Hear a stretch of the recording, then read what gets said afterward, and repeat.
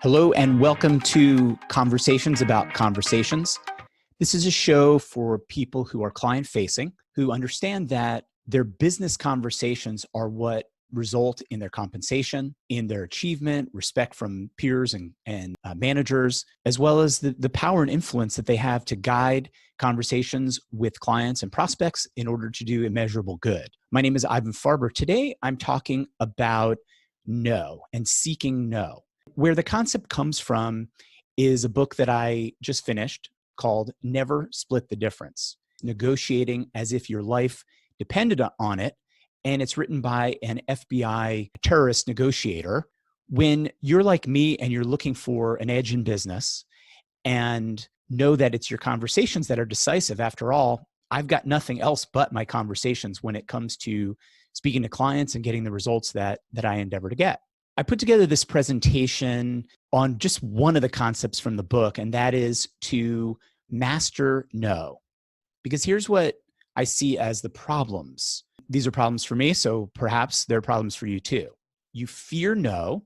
As a result, you aren't fully prepared for no because you really don't want to envision no. You don't have a strategy. And if you're like me, you habitually and instinctively seek out yes. Like you just look for yes because yes feels better than no. But I think there's some new mindsets to be at play here, and that's really the insight for me. And that is no is the starting spot, not the end of a discussion. I think I used to think no is the end of discussion, or no is a failure. No is not a failure. No actually, according to Voss, defines the next move and opens a path forward. And I'll talk about more about what I mean there later.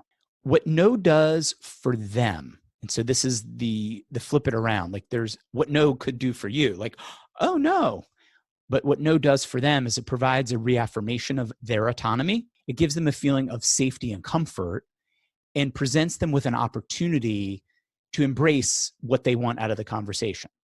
Whereas if you ask something and they say yes, they may not really mean yes, but when they say no, they own that no. I'm having to think through the way I phrase things.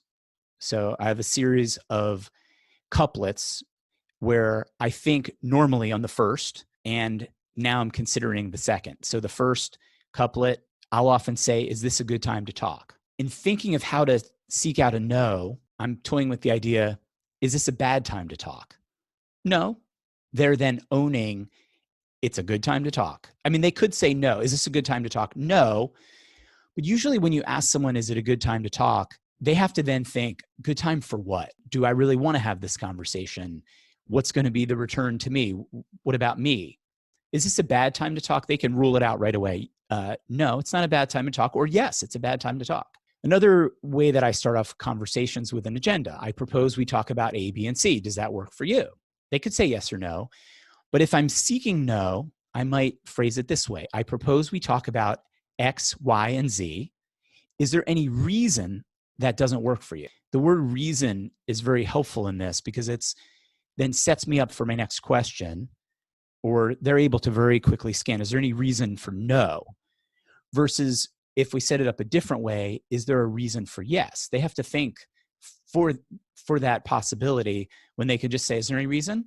No, I'm not in the middle of something. I'm not worried about something. No, there's no reason we can't talk about that. When I get to the point of the conversation where I'm addressing needs and objections, concerns, motivations, fears, things like that. In the past, I would ask, have I addressed all of your concerns?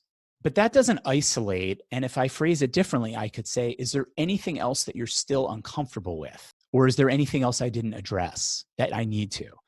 Because what that sets up is the next phrase, which is, what is it? Is there anything you're still uncomfortable with?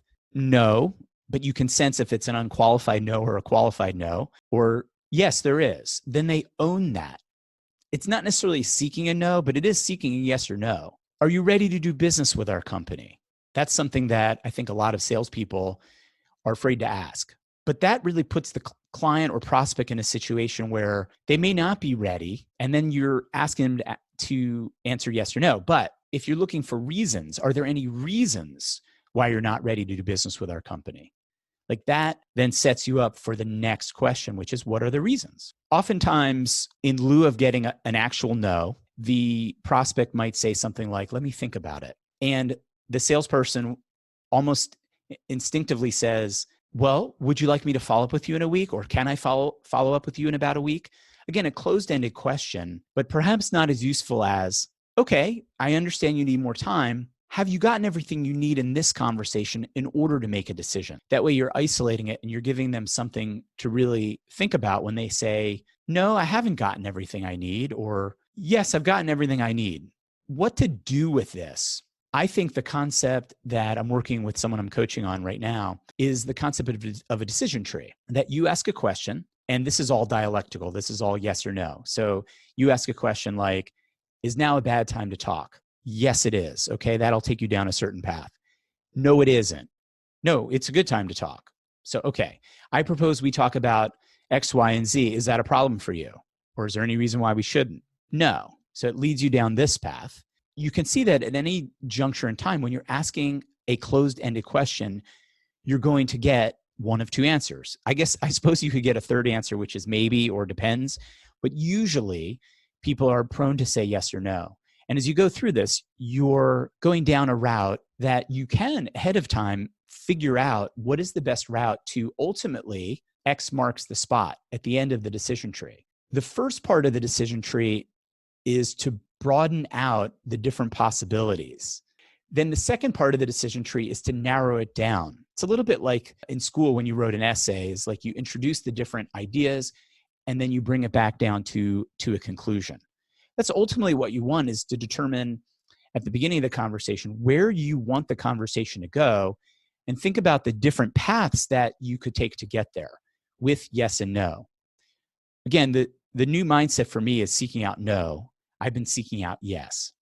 Many people will tell me that I'm playing conversational chess. And indeed, I've had some conversations with people I coach or mentor that it just occurred to me that they're playing checkers when I'm playing chess. And this decision tree is a really good example of how I'm thinking several moves ahead. And that's mostly because I've had the benefit of tens of thousands of conversations, all in the same industry. If you master this, I would say there's a few possibilities for you.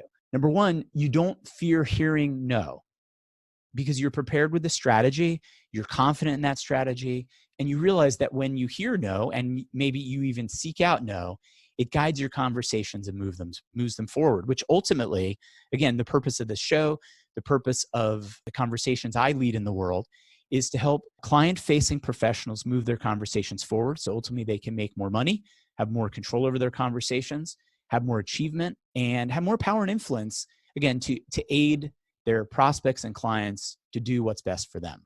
I want to thank you for being a part of this conversation about conversations.